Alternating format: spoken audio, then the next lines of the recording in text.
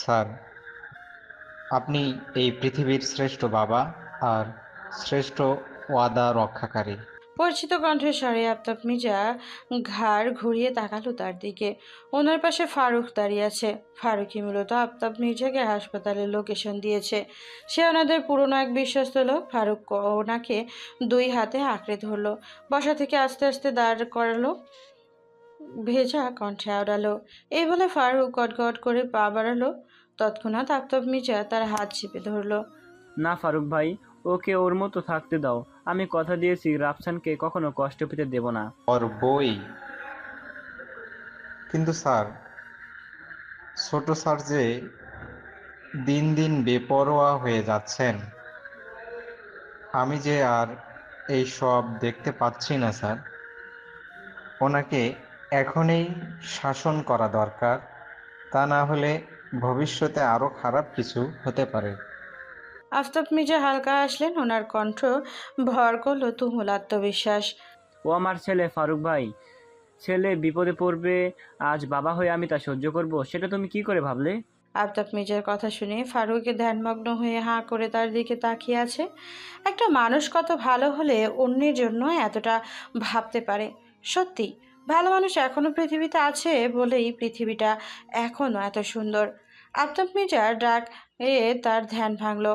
ফারুক ভাই, দাঁড়িয়ে থেকো না, গিয়ে দেখো আমার পাগল ছেলেটা কোথায় গেছে। দ্রুত ওর সঙ্গ নাও, যাও। ফারুক হালকা করে মাথা নাড়িয়ে চলে গেল। আফতাব মির্জা ছোট করে একটা নিঃশ্বাস ছাড়লেন। ওপরের দিকে তাকিয়ে সুপ্ত কণ্ঠে বললেন, রাফসান ভাই আর রাইসা, ওরা আমার সন্তান, আমি ওদের বাবা ছিলাম, আছি আর সারা জীবন থাকবো।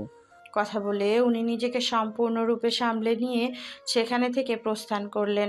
রাফসান গাড়ি নিয়ে অলিতে গলিতে মেহনাজকে খুঁজে চলেছে, কিন্তু ওর কোনো পাত্তা নেই। রাফসানের রাগে আর দুশ্চিন্তায় মাথাটা ফেটে যেতে চাইছে। রাফসান ক্রোধান্বিত চিত্তে আওড়ালো, এই ধরনী তলে তুমি কোথায় পালাবে মাহা? আমি তোমাকে খুঁজে বের করবই।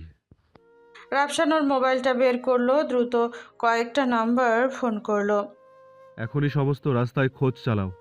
Bus station, rail station, airport, সব জায়গায় লোক লাগাও। এমনকি শহরের একটা অলিগলিও যেন বাদ না যায়। অনেক বছর পর অনেক কষ্টেও মেহনাজকে আবার ফিরে পেয়েছিল। এইভাবে ওকে কিছুতেই হারিয়ে যেতে দেবে না, কিছুতেই না। পৃথিবীর যে কোনো প্রান্তে থাকুক না কেন, সে তাকে ফিরিয়ে আনবেই। ওর চোখের সামনে সেই অগ্নিদগ্ধ মুহূর্তগুলো ফুটে উঠেছে। কত অবহেলা, কত কষ্ট দিয়েছে সে মেহনাজকে। সেই মুহূর্তগুলো ভাবতেই ওর হৃদয়টা ফেটে চৌচির হয়ে যাচ্ছে। চোখের কার্নিশ বেয়ে অঝরে নোনা জল গড়িয়ে পড়ছে। হৃদয়ে তোলপাড় চলছে তীব্র গতিতে, যা একমাত্র মেহনাজই নেভাতে পারবে। রাফসানের মনের ভেতরে জেগে ওঠে এক জ্বলন্ত প্রতিজ্ঞা। আমার ভালোবাসা, আমার অধিকার এত সহজে আমি হাতছাড়া করব না। কিছুতেই না মাহা পাখি। অন্যদিকে মেহনাজ ছুটছে এক অনিশ্চিত গন্তব্যের দিকে। তার হৃদয় জুড়ে একটাই চিন্তা, এই দুঃসহ জীবন থেকে মুক্তি চাই। সে জানে না কতটা পথ চলতে হবে, কোথাও আশ্রয় নিতে হবে। শুধু জানে তাকে রাফসানের নাগালের বাইরে যেতে হবে, শহরের কোলাহল থেকে অনেক দূরে কোনো এক অপরিচিত স্থানে পৌঁছাতে চায় সে। রাস্তার ধারে একটা বাস থামলো। হুড়মুড়িয়ে মধ্যে সে উঠে পড়ল। কোথায় যাচ্ছে জানে না, শুধু জানে এই শহর, এই জায়গা তাকে আর ধরে রাখতে পারবে না। বাসের জানালা দিয়ে বাইরে তাকিয়ে দেখে শহরের আলো পেছনে ফেলে সে এগিয়ে চলেছে, কিন্তু তার বুকের ভেতরে এক অজানা ভয়। রাফসান কি এত সহজেই তাকে ছেড়ে দেবে? মেহনাজ এক দৃষ্টিতে তাকিয়ে আছে বাসের জানালার বাইরে। শহরের অন্ধকার, রাস্তা ধীরে ধীরে ম্লান হয়ে যাচ্ছিল, কিন্তু তার মনে যেন এক অন্ধকার গহ্বরে ঢুকে যাচ্ছিল। সারা শরীর উত্তেজনা, ভয় আর হতাশা যেন একসঙ্গে চাপিয়ে বসেছিল। তার সঙ্গে চেপে বসেছিল একটাই প্রশ্ন, যতটা দূর রয়ে যাবে রাফসান কি তার পেছনে ছুটবে? তার সমস্ত ঘৃণা মিশে গিয়েছিল সেই এক মুহূর্তে। মেহনাজের চোখ জোড়া নোনা জলে পরিপূর্ণ হয়ে উঠল।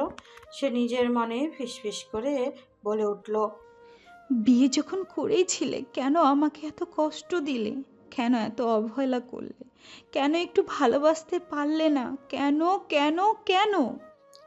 কিন্তু এর কোনো উত্তর তার মন থেকে অতি আরোহিত হলো না। একটা চাপা ব্যথা অনুভব হচ্ছে ওর মন গহীনে। বাস আস্তে আস্তে শহরের বাইরে চলে গেল। মেহনাজ চোখ বন্ধ করে নিল। তার মনে হচ্ছে যেন সে একেবারের অচেনা এক পৃথিবীতে চলে এসেছে, যেখানে সবকিছু নতুন, কিন্তু তার ভেতরে যে তীব্র অস্থিরতা তা যেন কিছুতেই শেষ হচ্ছে না। সময়ের প্রবাহ এগিয়ে চলেছে তার নিজস্ব গতিতে। সেকেন্ড, মিনিট, ঘন্টা পেরিয়ে চলে গেছে প্রায় 10 থেকে 12 ঘন্টা। দিন ঘনিয়ে সন্ধ্যার আবরণ গাঢ় হতে হতে রাত নেমে এসেছে, অথচ মেহনাজের কোনো খোঁজ নেই। রাফসানের মনে হচ্ছে যেন এই দীর্ঘ সময়ের প্রতিটি মুহূর্ত তার ধৈর্যের পরীক্ষা নিচ্ছে। রাফসানের নেওয়া খাওয়া সব বন্ধ। আসলে এই মুহূর্তে খাওয়া জিনিসটাও সম্পূর্ণরূপে ভুলে গেছে। পেটকে খাওয়া থেকে দূরে রাখা গেলেও গাড়ির ইঞ্জিন তো আর সেটা বোঝে না। সে তো তেল ছাড়া এক দণ্ডও নড়তে নারাজ। এই পর্যন্ত গাড়ির তেল ভরেছে 4 বারের মতো। এই মুহূর্তে রাফসানের গাড়ির তেলের পাম্পে স্থির হয়ে দাঁড়িয়ে আছে, কিন্তু রাফসানের মনে স্থিরতা নেই। ওর ধৈর্যর বাঁধ ভাঙার উপক্রম। রাফসানের চোখ জোড়া রক্তিম হয়ে উঠেছে। ওর কাটা স্থানের রক্ত শুকিয়ে গিয়েছে, কিন্তু ক্ষত স্থানটা ব্যথায় টনটন করছে। তবে মেহনাজকে হারানোর ব্যথার থেকে এই ব্যথা কিছুই না। ওর বুকের ভিতরে একটাই অগ্নি শপথ জ্বলছে। তুমি আমার, শুধুই আমার মাহা। তোমার কোনো অধিকার নেই আমাকে ছেড়ে যাওয়ার। রাফসান ওর ফোনটা বের করলো, একটা নাম্বারে ডায়াল করে কানে চেপে ধরলো। ওই প্রান্ত থেকে যিনি রিসিভ করতেই রাফসান হুঙ্কার ছাড়লো। তোমরা কি করছো? এখনো কেন খোঁজ পেলে না? Bus stand, train station, launch terminal, সব জায়গায় লোক লাগিয়েছি, তবু কোনো খবর নেই কেন? ওপাশ থেকে মিজান কাঁপা কাঁপা স্বরে বলল, স স স্যার, আমরা চেষ্টা করছি, তবে ম্যাডাম অনেক বুদ্ধিমতী। উনি মোবাইল বন্ধ করে রেখেছে, তাই কোনো ট্র্যাকিং সিগন্যালও নেই। বেশি কথা না বলে নিজেদের বুদ্ধিটাকে কাজে লাগাও, ওকে? এই বলে রাফসান এক ঝটকায় ফোনটা কেটে দিল। অন্তরিক্ষে অসহ্য যন্ত্রণার করাঘাতে ছিন্ন ভিন্ন হয়ে যাচ্ছে। রাফসানের চোখের সামনে ভেসে উঠেছে মেহনাজকে অবহেলা আর তার কষ্ট দেওয়া সেই সকল মুহূর্তগুলো যখন করেছে। মেহনাজ ওর কাছে থাকতে গুরুত্ব দেয়নি, আজ নিদারুণ অভিমান বুকে চেপে দূরে চলে গেছে। রাফসানের বুকের ভেতরে হাহাকার করছে। এই যন্ত্রণার অনুভূতি আগে কখনো পায়নি। রাফসান নিজের মনেই মনেই বিড়বিড় করে বলল, তুমি যেখানেই থাকো না কেন মাহা, তোমাকে আমি খুঁজে বের করবই। তুমি আমার আছো, আমার ছিলে, আর সারা জীবন আমারই থাকবে। রাফসানের গাড়ি আবারও ছোটা শুরু করলো। 4 চাকা ছুটে চলেছে অবিরামভাবে। যার গন্তব্য কোথায় শেষ হবে তার অজানা। মেহনাজ বাসের সিটে পিঠ ঠেসে দিয়ে বসে আছে। শরীরটা ওর প্রচণ্ড রকমের দুর্বল। ক্যানোলা লাগানো হাতটা ফুলে উঠেছে। নিদারুণভাবে অসহ্য রকমের ব্যথা করছে হাতটায়, যে ব্যথা যেন ধৈর্যের ও মাত্রাতিরিক্ত ছাড়িয়ে যাচ্ছে। একদিকে শরীর দুর্বলতা, পেটের ক্ষুধা, আর অন্যদিকে হাতের তীব্র ব্যথা। সব মিলিয়ে মেহনাজের কষ্ট গহ্বরে তলিয়ে যাচ্ছে। তবুও দাঁতের দাঁত চেপে সবটা সহ্য করার চেষ্টা করছে, কারণ ও এখন এক অজানা গন্তব্যের দিকে ধাবমান। এই গন্তব্যের শেষ পর্যন্ত তাকে কষ্ট করে হলেও টিকে থাকতেই হবে। বাসটা শহরের শেষ প্রান্তে পেরিয়ে গ্রামের পথে ঢুকেছে। আধার রাত নেমে এসেছে চারপাশে। জানালার বাইরে তাকিয়ে নিঃশব্দে কেঁদে উঠল মেহনাজ। ওর চোখের সামনে ভেসে উঠল রাফসানের মুখ, সেই কঠিন, নিষ্ঠুর, নির্মম মুখটা। মেহনাজ জানালার বাইরে তাকিয়ে নিঃশব্দে কেঁদে উঠল। নিজের মনে ফিসফিস করে বলল, আর কোনোদিনও যেন এই নির্দয় পুরুষটা আমার জীবনে না আসে। সারা জীবনের জন্য ওর বাহুডোর থেকে আজ নিস্তার চাই। বাসে এক ঝাঁকুনি দিয়ে থেমে গেল। মেহনাজ চমকে উঠল। যাত্রীরা ওঠানামা করে। হালকা কুয়াশা জমতে শুরু করেছে। দূরে একটা চায়ের দোকান আলোয় রেখা ছড়িয়ে আছে। মেহনাজের মাথা ভার হয়ে আছে। সে যেন না কোথাও যাচ্ছে, কেন যাচ্ছে, শুধু জানে এই শহর থেকে পালিয়ে যেতে হবে, কারণ এই শহরের প্রতিটি গলি তাকে মনে করিয়ে দেবে রাফসানকে। কিন্তু মেহনাজ জানে রাফসান কোনোভাবেই হাল ছাড়া মানুষ নয়। সে যত দ্রুতই হোক না কেন, সে জানে ওর ভালোবাসার বাহুডোরে বাঁধা পাহারার হাতছানি আসবে খুব শীঘ্রই। মেহনাজ দ্রুত নিজেকে সামলে নিয়ে নিল, মন শক্ত করে বলল, না না, আমাকে ভয় পেলে চলবে না, নিজেকে আবার নতুনভাবে তৈরি করতে হবে। মেহনাজ চোখ বন্ধ করে ফেলল, মনে মনে প্রতিজ্ঞা করলো সে আর ভেঙে পড়বে না, সে আর একবারও রাফসানের ধ্বংসাত্মক ভালোবাসার শিকার হবে না। এই সব অবহেলা আর কষ্টের মুহূর্তগুলো তাকে ভুলে যেতেই হবে। সে এক নতুন পৃথিবী তৈরি করবে, যেখানে তার স্বপ্ন আর ইচ্ছে শক্তি থাকবে। নিজের মনের মধ্যে একদম অদম্য শক্তি জাগ্রত করে ও এক অজানা সাহসে নিজের গন্তব্যের দিকে এগিয়ে চলেছে। সেখানে কোনো পুরনো স্মৃতি তাকে আটকে রাখতে পারে না। রাত 10টা, বাসার সবাই লাইট বন্ধ করে রুমের লাইট জ্বলাচ্ছে। নিশ্চুপ শুয়ে এখনো গভীর নিদ্রায় আচ্ছন্ন হয়ে আছে। রাইসা ফের রাফসানের নাম্বারে ডায়াল করলো, ফোন না এখনো বন্ধ। প্রচণ্ড রাগে ওর পুরো শরীর কাঁপতেছে। ফোনটা বিছানায় ছুঁড়ে দিয়ে জানালার পাশে গিয়ে দাঁড়ালো। ঠিক তখনই নিচে গাড়ির শব্দ পেল।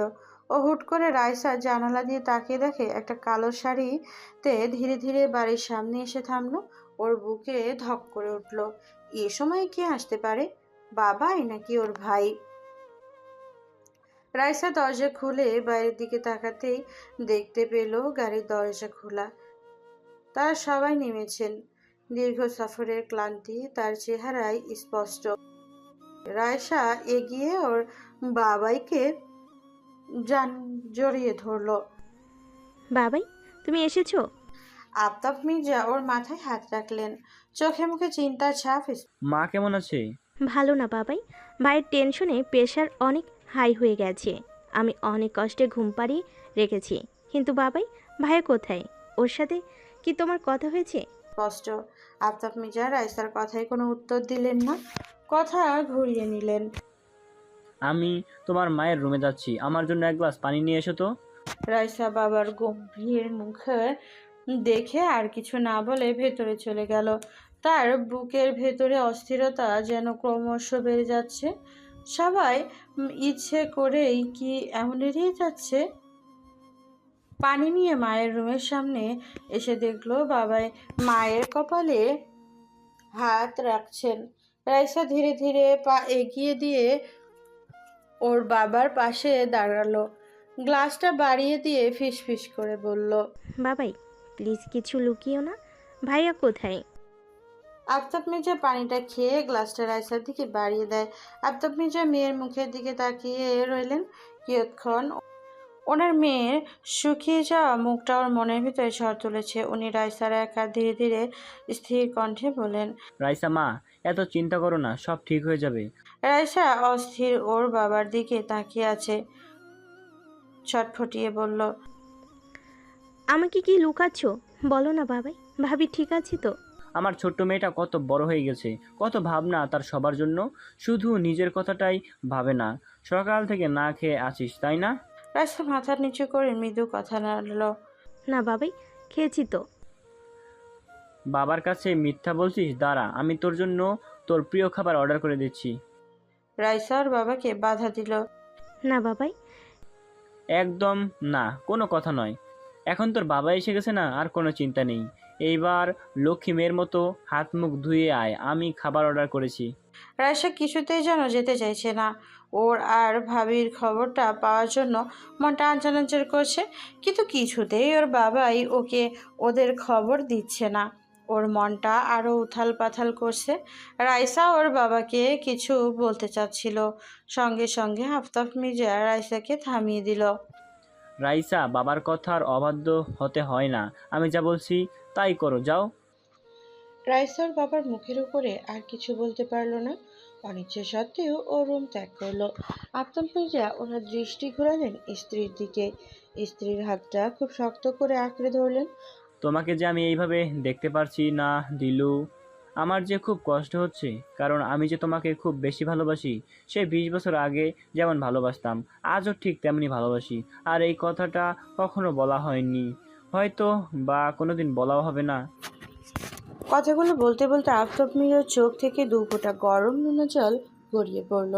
একতরফা ভালোবাসা এমনই হয়, যা না যায় ভোলা আর না যায় স্বীকার করা।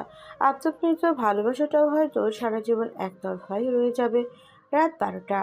শহরের সকল স্থান আর অলিতে গলিতে খোঁজ চালানোর পরে শেষ ভরসা হিসেবে রাফসান গাবতলী বাস স্ট্যান্ডে এসে গাড়ি দাঁড় করালো। ও গাড়ি থেকে নেমে ফোনের গ্যালারি থেকে মেহনাজের ছবিটা বের করলো। তারপরে এগিয়ে গেল কাউন্টারের দিকে। কাউন্টারে বসে থাকা ম্যানেজারকে মেহনাজের ছবি দেখালো। এক্সকিউজ মি, এই মেয়েটাকে কি আশেপাশে দেখেছেন কোথাও? কাউন্টারের ম্যানেজার শিফন ভালো করে মেহনাজের ছবিটা দেখে তড়িৎ গতিতে বলে উঠল। হ্যাঁ, ওনাকে তো শেষবার এই বাস স্ট্যান্ডেই দেখা গেছে। রাফসান প্রশান্তির এক নিঃশ্বাস ফেললো। ম্যানেজার শিফন বাসের তালিকা দেখে বলল, বাসটা যশোর বেনাপোল যাবে, প্রায় রাত 2টো নাগাদ মাওয়া ঘাটে পৌঁছাবে।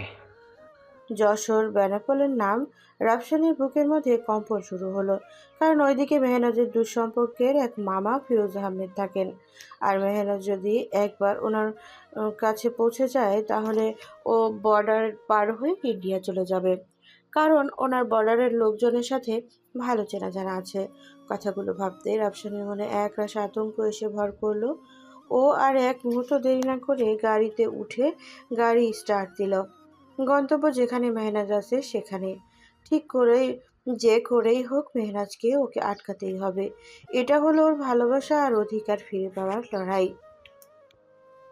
রাত গভীর হয়ে আসছে। গাড়ি ছুটে চলেছে তুখোর বেগে।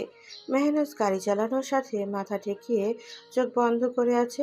বাইরে থেকে আসি স্নিগ্ধ শীতল বাতাস অর্জুনগুলো উঠছে। বাতাসের ঠান্ডা ছোঁয়া ও চিপচিপে পাতলা শরীরটা দুলে দুলে উঠছে। কিন্তু এই বাতাসের স্নিগ্ধ ছোঁয়া ওর মন গহীনে পৌঁছাতে পারছে না। কারণ ওর মন অবসাদে ভেঙে গেছে। বাসের জানালার পাশে থাকা মাথা রেখে চোখ বন্ধ করতে একে একে পুরনো স্মৃতি আঘাত হানছে ওর মনে। সেই প্রথম দেখা, প্রথম ঝগড়া, বিয়ে, রাফসানের প্রথম স্পর্শ, আর তারপর সেই নির্মম বাস্তবতা।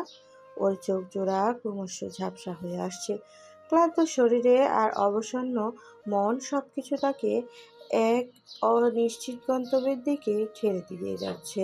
নদীর পার ছুঁয়ে যাচ্ছে কুয়াশাচ্ছন্ন পথ যেন এক অজানা গল্পের সাক্ষী। মেহনাজ জানে না এই পথ তাকে কোথায় নিয়ে যাবে। সে শুধু জানে ফিরে যাওয়ার আর কোনো উপায় নেই। হাতের ব্যথাটা এখন অসহ্য লাগছে।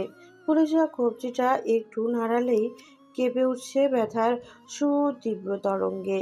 চোখের কোণে জমে ওঠা জলটুকু মুছে ফেলে সে। নিজেকে বোঝানোর চেষ্টা করলো কষ্ট সবই ক্ষণস্থায়ী। সময় বদলাবে, ব্যথা কমবে, কিন্তু হৃদয়ের গভীরে যে ক্ষত সেটা কি কখনো শোকাবে? কথাগুলো ভাবতে ভাবতে মেহনাজের চোখ জোড়া বন্ধ করলো। ক্লান্ত শরীরে অক্ষি জোগালে মুহূর্তেই ঘুম এসে ভর করলো। তার ক্লান্ত চোখের পাতাগুলো ধীরে ধীরে বন্ধ হয়ে এলো। বুক ভরা অভিমান, দুঃখ আর অনিশ্চয়তা নিয়ে সে গভীর শ্বাস নিল। রাতের নরম বাতাসে চুলের আড়ালে দোল খেলে গেল, যেন সান্ত্বনা দিতে চায়। নীরবতার কোলে মাথা রেখে ধীরে ধীরে ঘুমের রাজ্যে তলিয়ে গেল মেহনাজ। বহমান নদীর কোলাহল ধ্বনি, দূরে টিমটিমে আলো আর শীতল বাতাস তাকে এক অচেনা স্বপ্নের দিকে টেনে নিয়ে চলেছে। সেখানে হয়তো কোনো ব্যথা নেই, নেই কোনো দুঃসহ অতীত। অন্যদিকে রাফসানি গাড়ি ঢাকা গড়িয়ে চলেছে অন্ধকার পথের বুকে। গাড়ির ভেতরে থমথমে নীরবতা, রাগ, উৎকণ্ঠা আর অধিকারবোধ একসঙ্গে কুণ্ডলি পাকিয়ে উঠছে তার মনে। ওর মনে শুধু একটাই প্রতিজ্ঞা স্ফুরণ। মেহনাজ ওর কাছে থেকে দূরে যেতে চাইলেও ওর ভালোবাসার বাহুডোরে ছিন্ন করে যেতে পারবে না। রাফসানের হাত শক্ত হয়ে এলো। স্টিয়ারিং এর উপরে গাড়ির গতি বাড়িয়ে দিল। প্রথম গতিতে রাতের নীরবতা ছিন্ন করে গাড়ির ইঞ্জিন গর্জন করে চারপাশে প্রতিধ্বনিত হলো। রাস্তার গতিবেগ ছায়ার মতো দৌড়াচ্ছে, যেন তারই সাথে পাল্লা দিয়ে ছুটছে। ঠোঁট দুটো শক্ত করে চেপে ধরল রাফসান। তার সময় নেই, এক মুহূর্ত দেরি করার অবসাদ নেই। একবার যদি মেহনাজ বর্ডার পার হয়ে যায়, তবে সে চিরতরে হারিয়ে যাবে, আর সেটা সে কিছুতেই হতে দেবে না। মুখে মুখে তীব্র সংকল্পের ছাপ প্রতীয়মান। রাত 2টা, মাওয়াঘাট। বাসটা একটা ঝাঁকুনি দিয়ে থামলো। ঝাঁকুনির তাণ্ডবে মেহনাজের ঘুমটা ভেঙে গেল। ও ধড়পড়ে স্বাভাবিক হয়ে বসলো। মেহনাজ আশেপাশে তাকিয়ে দেখলো যাত্রীরা একে একে নেমে পড়েছে। কেউ বা গরম চায়ের কাপে চুমুক দিচ্ছে। মেহনাজের চোখে রাজ্যের ক্লান্তি আর ঘুম। তবুও সে সজাগ থাকার প্রয়াস চালাচ্ছে, কারণ একটু অসতর্ক হলেই সব শেষ হয়ে যাবে। শাড়ির আঁচলে মুখটা আটসাট করে ঢেকে আস্তে করে বাস থেকে নামলো। চারপাশটা নিরীক্ষণ করলো সে। কেউ আর পিছু নিচ্ছে না, তা বোঝার চেষ্টা করলো। না, এমন কাউকে ওর দৃষ্টিগোচর হলো না। মেহনাজ সামনের দোকানের দিকে হাঁটতে শুরু করলো। খুব ক্ষুধা পেয়েছে ওর। ওর থাকতে পারছে না সে। এখন কিছু খাওয়া একান্ত আবশ্যক। মেহনাজ ওর শাড়ির আঁচলে বেঁধে রাখা 500 টাকার শেষ নোটটা বের করলো। ওড়নার খোঁটে টাকা রাখা এটা মেহনাজের ছোটবেলার পুরনো অভ্যাস। আজ এই অভ্যাসটাই ওর সুসময়ে বন্ধু হিসেবে কাজ করলো। মেহনাজ 500 টাকা ভাঙিয়ে একটা রুটি, একটা কলা আর 1 বোতল পানি কিনলো। এইদিকে রাফসানের গাড়িও মাওয়া এসে থেমেছে। রাফসান গাড়ি থেকে নেমে এক দৌড়ে কাউন্টারের দিকে ছুটলো। মুখ থেকে শব্দ বেরোলো কঠিন স্বরে। যশোর বেনাপোলের বাস কি এখানেই থামে? কাউন্টারের এক ব্যক্তি মাথা নেড়ে বললেন, হ্যাঁ, একটু আগেই একটা বাস এসেছে। এখন যাত্রীরা বিশ্রাম নিচ্ছে, কিছুক্ষণের মধ্যে আবার ছেড়ে যাবে। কথাটা শুনেই রাফসানের শরীরের রক্ত যেন টকবক করে উঠল। রাফসান ভ্রু কুঞ্চন করে মনে মনে বলল, তার মানে মেহনাজ এখানেই কোথাও আছে। রাফসান আর এক মুহূর্ত দেরি না করে সে চারিদিকে খুঁজতে শুরু করলো। ওর তীক্ষ্ণ চোখ জোড়া অনেক মানুষের মাঝে পরিচিত মুখটা খুঁজে চলেছে। আশেপাশে মোটামুটি অন্ধকারে ঢাকা, তেমন কিছুই দেখা যাচ্ছে না। পথঘাট শুনশান, শুধু শোনা যাচ্ছে দূর থেকে ভেসে আসা নদীর কলকলে ধ্বনি। ওর শ্বাস ভারী হয়ে উঠেছে, বুকের ভেতর কেমন একটা অস্থিরতা দাঁড়া বেঁধেছে। হঠাৎই তার দৃষ্টি পড়ল নদীর পাড়ে দাঁড়িয়ে থাকা এক চাদরে ঢাকা অবয়বের দিকে। রাফসানের বুকের ভেতর ধুকপুক করে উঠল। সে কি মেহনাজ? আর এক মুহূর্ত দেরি না করে সে দ্রুত পায়ে সেই দিকে এগিয়ে গেল। সজোরে টান মারল বাহু ধরে। চাদরে বিজড়িত ব্যক্তিটা আতঙ্কে ঘুরে তাকালো। তাকে দেখে রাফসানের চোখ জোড়া হতাশার গহ্বরে নিমজ্জিত হলো। কারণ সে মেহনাজ ছিল না, অন্য একটা মেয়ে ওর সামনে দাঁড়িয়ে আছে। মেয়েটা ভয়ে চেঁচিয়ে উঠতে উদ্যত হলো। রাফসান ওর সামনে হাত জোড় করলো। আমি খুবই দুঃখিত, একজনকে ধরতে গিয়ে ভুল করে আপনাকে ধরে ফেলেছি। Sorry, I am extremely sorry. কথাটা বলে রাফসান এলোমেলো পায়ে অন্যদিকে হাঁটা শুরু করলো। মেহনাজ খাওয়া শেষ করে একটু দূরে দাঁড়িয়ে নদীর দিকে তাকিয়ে আছে। নদীর কালচে নীল জলরাশি চাঁদের আলোয় রহস্যময় দেখাচ্ছে। মেহনাজের গভীর শ্বাস নিল। যে বুক ভরে এই মুক্তির শ্বাস নিতে চেয়েছে, ও আকাশের দিকে মুখ তুলে তাকালো। আকাশের চাঁদটা বারবার মেঘের আড়ালে লুকাচ্ছে। ঠিক তেমনই তার ভবিষ্যৎ ধোঁয়াশায় ঢাকা। আর অন্তরে গভীরে এক অজানা সংখ্যা গুমড়ে উঠছে। হঠাৎ পেছনে যেন কার উপস্থিতি টের পেল সে। শির দ্বারা বেয়ে ঠান্ডা স্রোত নেমে গেল। ওর মনে হচ্ছে পেছনে থাকা তার দিকে ছায়া এগিয়ে আসছে। হঠাৎই বাতাসের নীরবতা বিস্তীর্ণ করে এক চেনা কণ্ঠস্বর বাজল। এবার তুমি কোথায় পালাবে? কণ্ঠস্বরটা তার কর্ণগহ্বরে প্রবেশ করা মাত্রই বিদ্যুতে চমকানোর মতো ঘুরে দাঁড়ালো। মেহনাজ।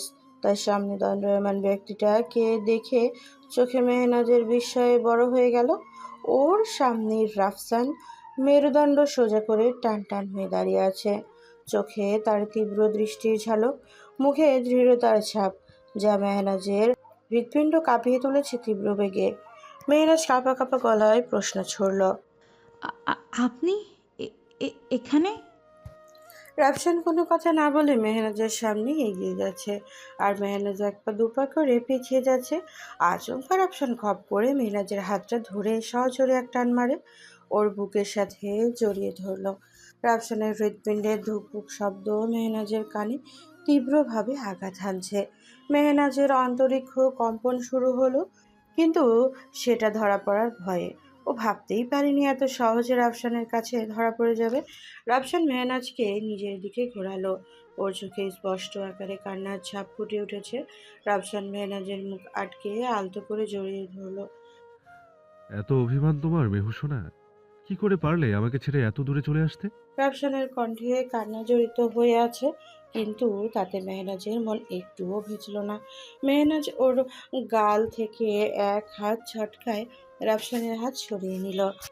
কেন এসেছেন আপনি এখানে? রাফসান ঠোঁটের কোণে মৃদু হাসি টেনে বলল, তোমাকে ফিরিয়ে নিয়ে যেতে। মেহনাজ ঠোঁট উল্টে ব্যঙ্গাত্মক হাসল। আমাকে কি আপনার খেলার পুতুল মনে হয়, যখন যেমন ইচ্ছে হবে তেমন ভাবে খেলবেন? রাফসান আহত চোখে মেহনাজের দিকে তাকিয়ে আছে। কথা দিচ্ছি আর কোনোদিনও এমন হবে না। আমার সাথে ফিরে চলো প্লিজ। অসম্ভব। আমি আর কখনো কোনো দিনও আপনার কাছে ফিরবো না। আপনি একটা মানসিক বিকারগ্রস্ত মানুষ, যার নিঃশ্বাসের আঘাতেও আমি ক্ষতিগ্রস্ত হয়েছি। আপনি আমাকে কোনোদিনও ভালোবাসেননি, আমাকে শুধু অধিকার নামে কষ্ট দিয়েছেন। রাফসানের চোখ বেদনার জ্বলে উঠল, কিন্তু এবার সে আগের মতো জোর জবরদস্তি করতে চাইল না। ফোঁস করে শ্বাস নিল, তারপর শান্ত কণ্ঠে বলল, একবার আমার চোখের দিকে তাকিয়ে বলো তো, আমি তোমাকে কষ্ট ছাড়া কিচ্ছু দেইনি? মেহনাজ কিছুক্ষণ স্থির হয়ে তাকিয়ে রইল, কিন্তু ওর চোখের দিকে তাকিয়ে কথাটা বলতে পারল না। অতঃপর চোখ অন্যদিকে ফিরিয়ে নিয়ে বলল, হ্যাঁ, শুধু কষ্টই দিয়েছেন। রাফসানের বুকের ভেতরটা ফেটে চৌচির হয়ে যাচ্ছে। কষ্টের স্ফুলিঙ্গ চলছে ওর অন্তরিক্ষে, তবুও সে দৃঢ়তার সঙ্গে বলল, ঠিক আছে, এবার আমি প্রমাণ করব আমি শুধু কষ্ট দিতে পারি না, ভালোবাসতেও পারি। একটা ভুল বোঝাবুঝির জন্য আজ তোমার আর আমার সম্পর্কটা এই জায়গায় এসে দাঁড়িয়েছে। আমার মনের জন্ম দেয়া একটা ভুল তোমার তোমার প্রতি আমার অন্তরটাকে বিষাদে ভরে দিয়েছিল। কিন্তু আমি ক্ষণে ক্ষণে বুঝতে পেরেছি তোমার কাছ থেকে আমাকে দূরে সরিয়ে দেওয়ার জন্য সেটা সম্পূর্ণ একটা ষড়যন্ত্র ছিল। আমি আমার ভুল বুঝতে পেরেছি। বিশ্বাস করো, আমি তোমাকে সত্যি অনেক ভালোবাসি মেহু সোনা। আমি তোমাকে ছাড়া বাঁচতে পারবো না। রাফসানের কথাগুলো শুনে ওর মনের ভেতরে আগুন যেন দাউ দাউ করে জ্বলে উঠেছে। মেহনাজ ক্ষুব্ধতার অনলে চেঁচিয়ে উঠল, আপনার মুখ থেকে আমি আর একটাও মিথ্যা কথা শুনতে চাই না রাফসান মির্জা। আপনার এই সস্তার আবেগ আর কোনো মূল্য নেই আমার কাছে। দয়া করে আপনি আমার জীবন থেকে চলে যান। আপনিও শান্তি পান আর আমাকেও নিস্তার দিন। মেহনাজের শেষের কথাগুলো রাফসান সহ্য করতে পারল না। রাফসান চিৎকার দিয়ে উঠল, অসম্ভব। আমার এই জীবন থাকতে তোমাকে আমি ছাড়তে পারবো না। বাঁচতে যদি হয় তোমাকে নিয়ে বাঁচবো, আর মরতে হলে তোমার জন্যই মরবো। মানুষ মাত্রই তো ভুল করে, আমিও না হয় ভুল করেছি। একটা বার কি আমাকে ক্ষমা করে দেয়া যায় না? আর একটা বার কি আবদ্ধ হওয়া যায় না আমার ভালোবাসার বাহুডোরে? কথা দিচ্ছি সারা জীবন ময়না পাখির মতো বুকের পিঞ্জরে পুষে রাখবো। এতটুকু কষ্ট পেতে দেব না। আমাকে আর একটা সুযোগ দাও। আমার জীবনে আবার ফিরে এসো। আমার হাতটা আর একবার বিশ্বাস করে ধরো প্লিজ। মেহনাজ থমকে দাঁড়ালো। মেহনাজের চোখে পানি চলে আসে। সে মুখ ফিরিয়ে নিতে চায়, কিন্তু পারে না। ওর বুকের ভেতরে ডিপ ডিপ শব্দ হতে থাকে। রাফসান ধীরে ধীরে সামনে এগিয়ে আসে, চোখে একরাশ বেদনা আর ভালোবাসা। রাফসান ধীরে ধীরে ওর হাত রাফসানের দিকে হাত বাড়িয়ে দেয়। মেহনাজ নির্লিপ্ত দৃষ্টিতে রাফসানের হাতের দিকে তাকায়। সঙ্গে সঙ্গে ওর চোখের সামনে দুর্বিষহ স্মৃতিগুলো ভেসে উঠল। তুহিনের রক্তাক্ত চেহারা, ওর আর্তনাদ প্রখরভাবে মেহনাজের মনে ঝড় তুলেছে। হঠাৎই করেই গাড়ির হর্ন বাজে। রাফসান পেছনে তাকায়, আর সেই সুযোগে মেহনাজ দৌড় দেয়। রাফসান হতবাক হয়ে যায়, কিন্তু মুহূর্তের মধ্যেই নিজেকে সামলে নেয়।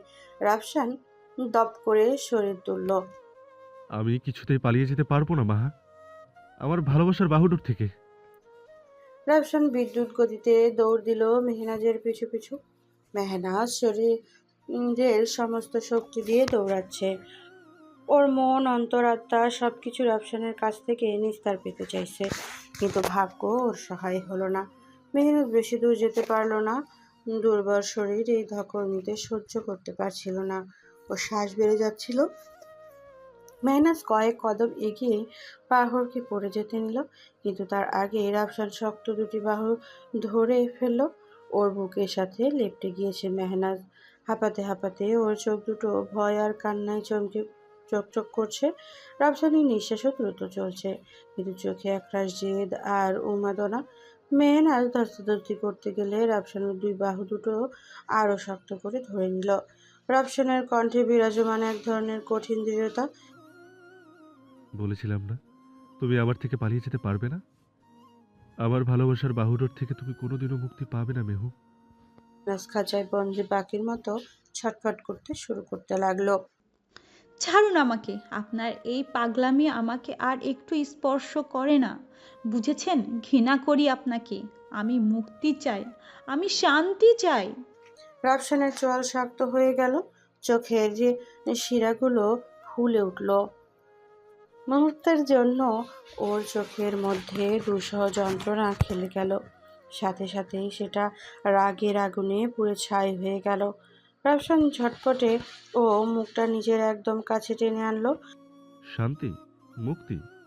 তুমি কি মনে করো আমি তোমাকে শান্তিতে থাকতে দেব?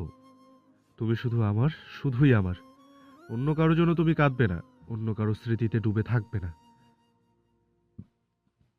আমি তোমার অতীত পুড়িয়ে ছাই করে দেব, তোমাকে নতুন করে আমার করে নেব মেহনাজ, আর এটা তোমাকে মানতেই হবে। মেহনাজ আতঙ্কে ওর মুখের দিকে তাকিয়ে রইল। ও বুঝতে পারছিল এই রাফসান আর আগের রাফসান নেই। ও আরো বেশি পাগল, আরো বেশি উন্মাদ, আরো বেশি বিপজ্জনক। মেহনাজের বুক ধড়ফড় করে উঠল। এই মুহূর্তে ওর মস্তিষ্কে ঘুরছে খালি একটাই কথা। না, হার মানলে চলবে না, আমাকে ওর কাছ থেকে মুক্তি পেতেই হবে, যেভাবেই হোক। মেহনাজের রাগে আর ক্রোধে শরীর কাঁপছে, কিন্তু না, ও কিছুতেই হার মেনে নিতে পারছে না। কিন্তু রাফসানের শক্ত বাহু যেভাবে ওর বাহু আঁকড়ে ধরে আছে, পালানোর কোনো সুযোগ নেই। কিন্তু মেহনাজ কি এত সহজে ওর কাছে বন্দী হয়ে থাকবে? না, ও শেষে চেষ্টা করেই ছাড়বে। হঠাৎই মেহনাজ মাথা নিচু করে রাফসানের হাতে জোরে কামড় বসিয়ে দিল। আহ! রাফসান ব্যথায় চিৎকার করে মেহনাজকে ছেড়ে দিল।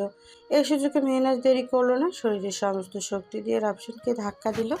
রাফসান এক মুহূর্তের জন্য ভারসাম্য হারিয়ে পেছনে হেলে পড়ল, আর সেই সুযোগেই মেহনাজ পাগলের মতো দৌড়াতে শুরু করলো। রাস্তাটা অন্ধকার, বাতাসও যেন ভারী হয়ে এসেছে। ওর শ্বাস দ্রুত চলছে, কিন্তু থামবে না, থামতে পারবে না। একবার যদি রাফসান আবার ধরে ফেলে, তাহলে আর কোনো পথ থাকবে না। ও আর ভাবতে পারছে না। রাফসান মেহনাজের পেছনে তীব্র বেগে ছুটছে। পেছন থেকে রাফসানের নির্লিপ্ত কণ্ঠস্বর ভেসে এলো। মেহনাজ, থামো বলছি।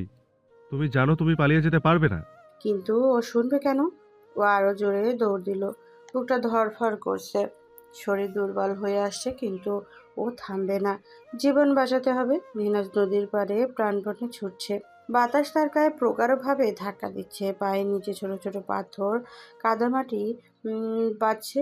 সব কিছু তার গতি স্লোথ করে দিচ্ছে, কিন্তু ওর এক মুহূর্ত থামা যাবে না। থামলেই সব শেষ। আবারও তাকে বন্দী হতে হবে নির্দয় পুরুষটার বাহুডোরে। রাফসানের চোখে এক ভয়ঙ্কর ক্ষোভ আর হতাশার মিশ্রণ ছিল। প্রতিটি পদক্ষেপ তার শরীর কেঁপে উঠছে। তার পায়ের নিচে জমাট পাথর আর কাদামাটি একে একে বাধা সৃষ্টি করছিল, তবে রাফসান সেসব উপেক্ষা করছে। কিছুতেই থামছে না সে। তার মনে একটাই জেদ, মেহনাজকে কোনোভাবেই বা কোনো অবস্থাতেই হারিয়ে যেতে দেবে না। সে যদি একবার তাকে পালাতে দেয়, তবে তার কখনোই তাকে ফিরে পাবে না।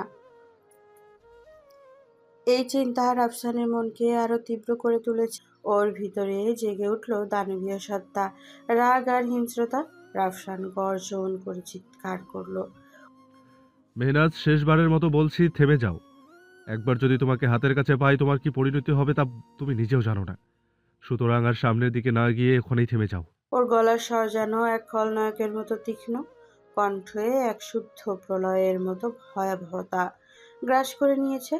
কিন্তু মেহনাজ থামল না, বরং আরো দ্রুত পা চালালো। তার হৃদস্পন্দন আরো তীব্র হয়ে উঠল, যেন পালাতে পারলে তাই সমস্ত যন্ত্রণার অবসান হবে। মেহনাজ দৌড়াতে দৌড়াতে হঠাৎ থমকে গেল। তার সামনে আর যাওয়ার কোনো জায়গা নেই। ওর সামনে যেন বিশাল খরস্রোতা নদীর বুক চিতিয়ে আছে। মেহনাজের চোখ মুখে অন্ধকার নেমে এলো। ওর অন্তরিক্ষে আসন্ন ঝড়ের পূর্বাভাস বিদীর্ণ হলো। রাফসান প্রায় মেহনাজের কাছাকাছি চলে এসেছে, আর কয়েক কদম আগালেই তার হাতের নাগাল পেয়ে যাবে। রাফসানের ঠোঁটের কোণে এক বিস্তীর্ণ হাসি ফুটে উঠল। রাফসান মেহনাজের নিকটবর্তী এসে থেমে গেল, হেসে উঠল গর্জন করে। এবার কোথায় পালাবে মিসেস রাফসান মির্জা? মেহনাজের চোখে মুখে উপচে পড়া আতঙ্ক আর ক্ষোভ। মেহনাজের হাতের আঙ্গুলদ্বয় মুষ্টিবদ্ধ হয়ে আসলো। ওর শরীরে প্রতিটা অঙ্গ দৃঢ়তার সমেত শক্ত হয়ে উঠল। রাফসান মেহনাজকে হাত বাড়িয়ে ধরতেই যাবে, তৎক্ষণাৎ পরপর কয়েকটা গুলি ঝড়ের বেগে এসে লাগলো ওর বক্ষদেশে। মুহূর্তের মধ্যে মেহনাজের শরীরটা নিস্তেজ হয়ে পেছনের দিকে হেলে পড়ল। রাফসান চিৎকার দিয়ে উঠল। ওর হাত বাড়িয়ে দ্রুত মেহনাজের হাতটাকে শক্ত করে আঁকড়ে ধরল। মেহনাজ অনবরত ঘামছে, চোখ জোড়া দিয়ে পানি গড়িয়ে পড়ছে। মেহনাজ অস্পষ্ট স্বরে আওড়ালো, আ আ আ- আমি বা কথাটা শেষ করার আগেই আরো দুটো গুলি এসে লাগলো ওর বুকে। মেহনাজের শরীর একদম নিস্তেজ হয়ে পড়ল। রাফসান পাগলের মতো চিৎকার দিয়ে যাচ্ছে। ও মেহনাজের হাতটা আরো শক্ত করে ধরলো। তোমার কিছু হবে না মেহু, আমি তোমার কিছু হতে দেব না। আমি তোকে বাঁচাবো। রাফসান চিৎকার করে সাহায্য চাইতে শুরু করলো। তার কণ্ঠে যেন আছড়ে পড়া কোনো বিশাল শূন্যতা। তার গলা ফেটে যাচ্ছে, কিন্তু আশেপাশে কেউ এগিয়ে আসলো না। সমস্ত পরিবেশ যেন শ্বাসরুদ্ধ হয়ে গিয়েছিল। হঠাৎ কেউ পেছন থেকে এসে তার মাথায় সজোরে দুইটা বাড়ি মারলো। রাফসানের মাথা ভারী হয়ে উঠল। মাথায় আঘাতের ফলে তার চোখের দৃষ্টি ঝাপসা হয়ে গেল। তারপরেও মেহনাজের হাত আঁকড়ে ধরে থাকার চেষ্টা করছে। পেছন থেকে পরপর আরো দুইটা বাড়ি পড়লো ওর মাথায়। রাফসানের মাথায় পেছন দিয়ে গল গল করে রক্ত প্রবাহিত হওয়া শুরু করলো। তবুও মেহনাজের হাতটা আঁকড়ে ধরার চেষ্টা করছিল সে, যেন নিজের প্রাণের শেষ সঞ্চয়টুকু মেহনাজের মধ্যে ঢুকিয়ে দিতে পারে। চোখে অন্ধকার ছিল, শরীর আর কোনো ধরনের সাড়া দিচ্ছিল না। কাঁপা কাঁপা হাতে মেহনাজ আঙ্গুলের ফাঁকে আঙ্গুল ঢুকিয়ে শক্ত করে ধরে রেখেছে, যেন সে এক মুহূর্তের জন্য তাকে হারাতে চায় না। ঠোঁট নাড়িয়ে কিছু বলার চেষ্টা করছিল, কিন্তু বলতে পারছিল না। ও করুণ এক দৃষ্টিতে রাফসানের দিকে তাকিয়ে আছে। ওর চোখ জোড়া যেন রাফসানকে কিছু বলতে চাইছে। রাফসানের শরীরের সমস্ত শক্তি দিয়ে মেহনাজকে তুলতে চেষ্টা করলো। তৎক্ষণাৎ আরেকটি আঘাত এলো। রাফসান যেন তার সমস্ত শক্তি হারিয়ে ফেলল। মাথায় প্রচন্ড ব্যথা অনুভব করতে করতে ও ধম করে মাটিতে পড়ে গেল। রাফসানের আঙ্গুলদ্বয় আলগা হয়ে গেল মেহনাজের হাত থেকে। মেহনাজ ধপাস করে পড়ল খরস্রোতা নদীতে। রাফসান মুহূর্তের মধ্যে স্তব্ধ হয়ে গেল। ওর মাথা ব্যথা জড়িত কণ্ঠে মাহা বলে চিৎকার দিয়ে উঠল। ওর চোখের সামনে মেহনাজের শরীর জলের নিচে তলিয়ে যাচ্ছে। রাফসান আর এক মুহূর্ত ভাবল না, হামাগুড়ি দিয়ে ঝাঁপ দিল নদীর বক্ষদেশে। রাফসানের দেহরক্ষী ফারুক এই দৃশ্য দেখে তার কলিজা কেঁপে ওঠে। ওর হাত পা ঠান্ডা হয়ে আসলো, শরীর পুরো দমে কাঁপছে। ফারুকের সাথে লোকদের নিয়ে দৌড় দিল সেই দিকে। ওদের উপর আক্রমণ করা লোকগুলোকে দ্রুত সেই স্থান ত্যাগ করলো। ফারুকের দলবল ওদেরকে ধরার আগেই ওরা গাড়িতে উঠে সেখান থেকে পালিয়ে গেল। ওরা অনেক কষ্টের চেষ্টা করলো, তাদেরকে ধরতে পারলো না। ফারুক আশেপাশে মাথা ঘুরিয়ে চিৎকার করে সাহায্য চাইতে শুরু করলো, কিন্তু কোথাও সাড়া পেল না। ওর মস্তিষ্ক যেন কাজ করছে না এই মুহূর্তে। ওর কি করবে ভেবে পাচ্ছে না। ফারুক হাঁটু গেড়ে বসে বিলাপ করছে। ওর চোখের সামনে ভেসে উঠল একটা পরিচিত মুখ। কিছু স্মৃতি এসে ভর করলো ওর মস্তিষ্কে। ফারুক শটান করে তীব্র গতিতে উঠে দাঁড়ালো। এক চরম সিদ্ধান্ত নিল সে। নিজের জীবনের তোয়াক্কা না করে ওদেরকে বাঁচাতে ঝাঁপ দিল নদীতে। খরস্রোতা নদীর তীব্র জোয়ারে বেপরোয়াভাবে হাবুডুবু খাচ্ছে রাফসান। নদীর প্রবল স্রোত তার শরীর আরো দ্রুত নিচে টেনে নিয়ে যাচ্ছে। রাফসান শ্বাস টানতে পারছে না, তবু ওর চোখের সামনে আর মনে মেহনাজের মুখে ঘুরপাক খাচ্ছে। ওর মস্তিষ্ক খেলে বেড়াচ্ছে একটাই কথা, যেভাবেই হোক নিজের জীবন দিয়ে হলেও তার ভালোবাসাকে বাঁচাতে হবে। ওর মাথা ক্ষত দিয়ে এখনো রক্ত প্রবাহিত হচ্ছে। ওর শরীর আর সায় দিতে চাইছে না। নিঃশ্বাসের অস্বাভাবিকতা আর প্রবাহিত রক্ত ধারায় ওর শরীর অবশ হয়ে আসছে। ক্রমে ক্রমে রাফসান এইবার আর যুদ্ধ করতে পারল না, হাত পা ছেড়ে দিল সম্পূর্ণভাবে। ওর নিস্তেজ দেহটা তলিয়ে যেতে শুরু করলো নদীর অতল গহ্বরে। ঠিক সেই মুহূর্তে ওর দেহটা আটকে পড়লো বিশাল এক জলে। স্রোতের উপরের দিকে উঠতে শুরু করলো। ওর গাত্রখানা নদীর ঊর্ধ্বমুখে, কিন্তু বড় এক বলিষ্ঠ দেহ টানে তুলতে হিমশিম খাচ্ছে ওই প্রান্তে থাকা মানুষগুলো। তবুও তার শরীরের সমস্ত শক্তি অবক্ষয় করে টেনে ধরে রেখেছে জলের অংশবিশেষ। অবস্থা বেগতিক দেখে চিহ্নিত করা স্থানে দুজন ডুবুরি ঝাঁপিয়ে পড়ল নদীতে। নদীর পাড়ের পূর্ব দিকে প্রায় ঘন্টা তিনেক ধরে মেহনাজের বডিটাকে এক প্রান্তে জাল ফেলে আর অন্য প্রান্তে ডুবুরিরা মিলে খুঁজে চলেছে, কিন্তু ওর কোনো দেখাই নেই। জেলেদের আর ডুবুরিদের যতটুকু সম্ভব হচ্ছে তারা হন্যে হয়ে ওকে খুঁজে চলেছে। জীবিত হোক বা না হোক, অন্ততপক্ষে মৃত লাশটা যেন খুঁজে পাওয়া যায়। তা না হলে ঘোর বিপদ সন্নিকটে। 3 থেকে 4 ঘন্টার অক্লান্ত পরিশ্রমে দরুন ডুবুরি আর জেলেরা হাঁপিয়ে উঠেছে। ওরা জিভ হালকা বের করে হাঁ করে বড় বড় নিঃশ্বাস নিচ্ছে। শীতের গোমড় ভাব এখনো প্রকৃতি থেকে যায়নি। তার মধ্যে সদ্য উদয় হওয়া ভোর, সাথে গ্রাম এলাকায় মিলিয়ে ওরা ঠান্ডা একদম নাজেহাল। হাতে পায়ে কম্পন ধরেছে সবার। অনেকের দাঁতে দাঁত লেগে আসছে, আর এক মুহূর্তেই নদীর ঠান্ডা পানিতে নিজেদের বিলিয়ে দিতে সায় পান। কিন্তু যত কষ্টই হোক, ওদের সামনে কোনো উপায় নেই, কারণ মোটা অঙ্কের টাকা দিয়ে ওদেরকে এখানে নিয়ে আসা হয়েছে। তাই কাজ শেষ না হওয়া পর্যন্ত ওদের কোনো নিস্তার নেই। এদিকে খবর পেয়ে সাংবাদিকরা উপচে পড়া ভিড় শুরু করেছে, কারণ এই রকম একটা জবরদস্ত খবর ওনাদের নিউজে যদি পরিচালনা হয় তাহলে নিউজ একদম রাতারাতি টপে। কিন্তু মির্জা ভিলার লোকজন সেই সুযোগ দিতে নারাজ। এখানকার এলাকার কিছু লোকজন আর মির্জা ভিলার কিছু লোকজন মিলে ওদের ক্যামেরা সহ যাবতীয় জিনিস বাজেয়াপ্ত করেছে। সাথে ওদেরকে ঘিরে রেখেছে বেশ কয়েকজন মিলে। এটা রাফসান মির্জার জন্য নয়, এটা আফতাব মির্জার সম্মানের কথা ভেবে। কারণ এই এলাকার লোকেরা জন্য আফতাব মির্জা অনেক কিছু করেছে। আসলে অনেক গরিব অন্তঃপ্রাণ, ওনার প্রাণ সর্বদা গরিবের জন্য কাঁদে। তাই প্রতি বছর ওনার ব্যবসার 1 ভাগ ডোনেশন এই এলাকার গরিব দস্যুদের মানুষের জন্য আসে। আর সেই জন্য এলাকার মানুষ আফতাবের ওপরে চিরকৃতজ্ঞ। সেই সুবাদে ওনার সম্মান রক্ষার্থে এখানকার মানুষ যে কোনোভাবেই ঝাঁপিয়ে পড়ছি। এখানকার এইসব নিউজ যদি কোনোভাবে মিডিয়াতে ভাইরাল হয়, তাহলে পারিবারিক এবং সামাজিক দুইভাবেই আফতাব মির্জার অনেক বড় বিশাল বিপদ সন্নিকটে। তাই ওনার কথা ভেবে সবাই নিজেদের সর্বোচ্চটুকু দিয়ে সাংবাদিকদের প্রতিহত করার চেষ্টা করছে। ওখানে আসা পুলিশরাও তাদের তোপের মুখে নীরব দর্শকের ভূমিকা পালন করছে, কারণ ওনারা জানে তারা যদি কোনো অ্যাকশনে যায় তাহলে বিপদ ওনাদেরই। তাই চুপ হয়ে সবটা দেখা ছাড়া তাদের আর কোনো উপায় নেই। আফতাব মির্জা প্রায় 1 ঘন্টা যাবৎ অক্সিজেন মাস্ক দেওয়া অবস্থায় হসপিটালের বেডে শুয়ে আছে। উনি একদম ভোর ভোর এখানে এসে পৌঁছেছেন। ঘটনা ঘটার আধা ঘন্টা পরে ওনাকে খবর দেওয়া হয়েছিল। উনি পরিবারের কাছে কিছু না জানিয়ে ব্যবসায়িক কাজের অজুহাত দিয়ে এখানে এসেছেন। এখানে অবস্থা দেখে হঠাৎ ওনার বুকে ব্যথা বেড়েছিল।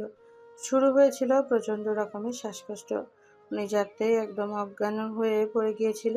এলাকার লোকজনের সহায়তায় লোকাল হাসপাতালে নিয়ে ঘণ্টাখানেক চিকিৎসা দেওয়া হয়। ওনার তত্ত্বাবধানে আছে বিশ্বস্ত লোক আকরাম।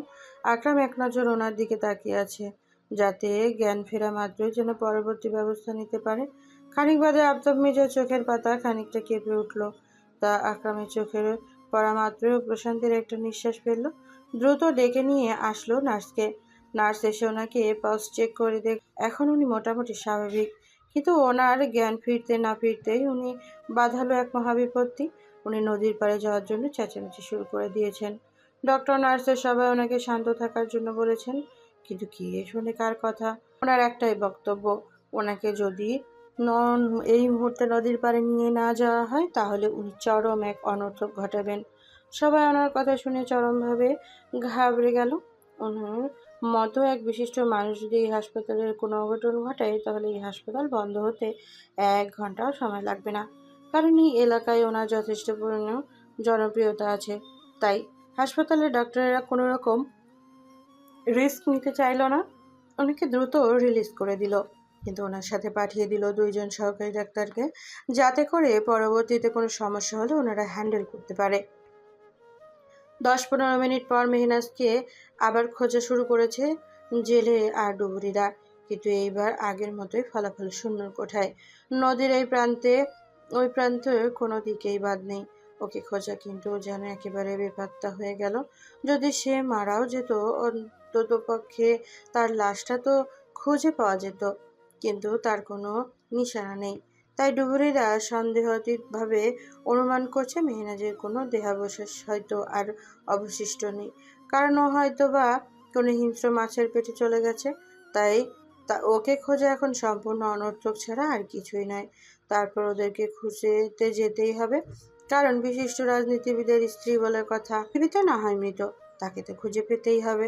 তবে এই কষ্টের মধ্যেও সামান্য একটু প্রশান্তির বাণী হলো নদীর পাড়ের উত্তর দিকে প্রায় আধা ঘন্টা আগেই জেলে আর 2জন ডুবুরির মাধ্যমে ফারুককে নদীর তলদেশ থেকে উদ্ধার করা হয়েছে। সেখানে লোকাল হসপিটালের ডাক্তাররা ওকে প্রাথমিক চিকিৎসা দিচ্ছে। ইতিমধ্যেই ওর পেটে থাকা 2 ভাগ পানি বের করে ফেলা হয়েছে, আর যতটুকু আছে ততটুকু বের করার প্রয়াস চলছে। ওর শরীর একদম ঠান্ডায় পরিণত হয়েছে, শরীরে উষ্ণ টেম্পারেচার নেই বললেই চলে। কেউ ওর পা মালিশ করছে তো আর কেউ হাত। যদি এর মাধ্যমে এতটুকু শরীরের টেম্পারেচার ফিরিয়ে আনা যায়। ফারুকের সাথে থাকা সঙ্গীগুলো হাঁ হতাশ করছে। এর মধ্যে বশির নামে একজন বিলাপ দিয়ে কাঁদছে, কারণ ফারুক ছিল তার বাবার সমতুল্য। তার মাথার উপরে অনেক বড় বট গাছের ছায়া। এই বেশি নিজের দায়িত্ব নিয়ে ডুবুরি আর জেলেদেরকে ডেকেছে, খবর দিয়ে এনেছে হসপিটালের ডাক্তারদের, নার্সদের। যদি রাফসান আর ফারুকের ভাগ্য ওদের সহায় হয়, প্রাণভোমরা যদি ওদের নিকট আবার চিরস্থায়ী হয়, তাহলে সারা জীবন ঋণী হয়ে থাকবে এই বরিশের কাছে। আধা ঘন্টা চেষ্টার পর জেলে আর ডুবুরিদের অক্লান্ত পরিশ্রমের ফলস্বরূপ রাফসানের দেহটাকে আস্তে আস্তে উপরের দিকে টেনে তোলা হচ্ছে। ওর দেহটা নদীর মধ্যভাগ থেকে অগ্রভাগে দৃশ্যমান হওয়া মাত্রই বশির উচ্চস্বরে চিৎকার দিয়ে উঠল। স্যারকে পাওয়া গেছে। কথাটা আফতাব মির্জার কর্ণকুহরে প্রবেশ করা মাত্রই ওনার দৃষ্টি স্থির করলো। সেই দিকে তার চোখের সামনে এক বিপজ্জনক দৃশ্য ধরা পড়েছে। রাফসানের দেহটা জলমগ্ন, মৃতপ্রায় অবস্থা। রাফসান বারংবার হিচকি দিচ্ছে, অনেক কষ্টে হালকা করে শ্বাস নিচ্ছে। ওর হাত পা চোখ মুখ একদম ফ্যাকাশে বর্ণ ধারণ করেছে, চোখ জোড়া বন্ধ অবস্থায় আসে। ঘটনাস্থলে আগের থেকে অ্যাম্বুলেন্স আর অক্সিজেনের ব্যবস্থা করে আফতাব মির্জা। উনি হসপিটাল থেকে আসার সময় সাথে করেই নিয়ে এসেছেন। রাফসানকে দ্রুত অ্যাম্বুলেন্সে প্রবেশ করানো হলো। অক্সিজেন মাস্ক দেওয়া হলো তার মুখে, কিন্তু রাফসানের কোনো উন্নতি নেই। ও কিছুতেই অক্সিজেন টানতেই পাচ্ছিল না। অবশেষে কিছু লোকজন ফিসফিসিয়ে বলাবলি করছিল। উক্ত দৃশ্যে আর ফিসফিসানি কোনো কথাগুলো আফতাব মির্জার থেকে মুহূর্তের মধ্যেই স্তম্ভিত করে দিল।